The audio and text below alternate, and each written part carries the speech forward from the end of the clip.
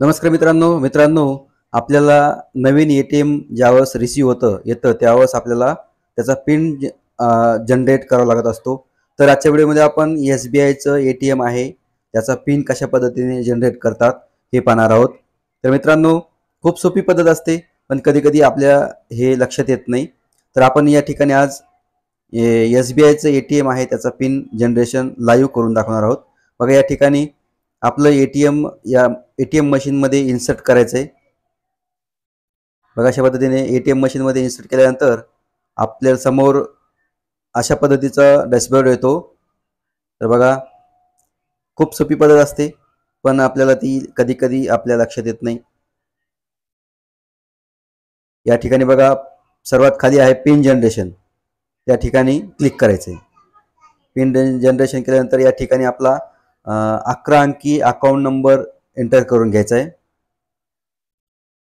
या ठिकाणी बघा, मी 11 अंकी अकाउंट नंबर एंटर करून घेतो.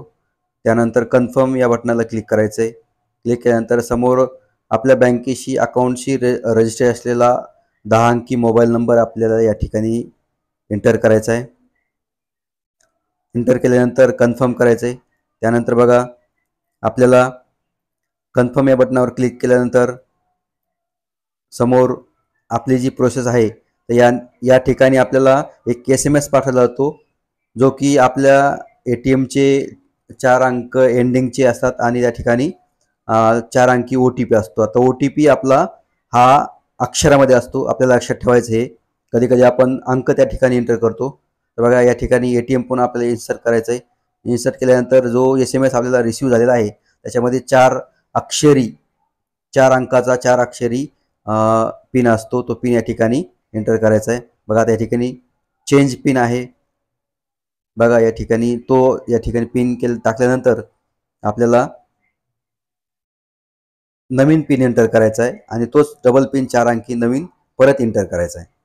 तर अशा पद्धतीने ह्या ठिकाणी आपली जी प्रोसेस आहे ट्रान्झॅक्शन ही सक्सेसफुली या ठिकाणी झालेली आहे आणि आपला पिन हा जनरेट झालेला आहे. मित्रांनो, व्हिडिओ आवडल्यास व्हिडिओला लाईक, शेअर आणि सबस्क्राईब करा. चला तर भेटूया पुढच्या व्हिडिओमध्ये. तोपर्यंत जय हिंद, जय महाराष्ट्र.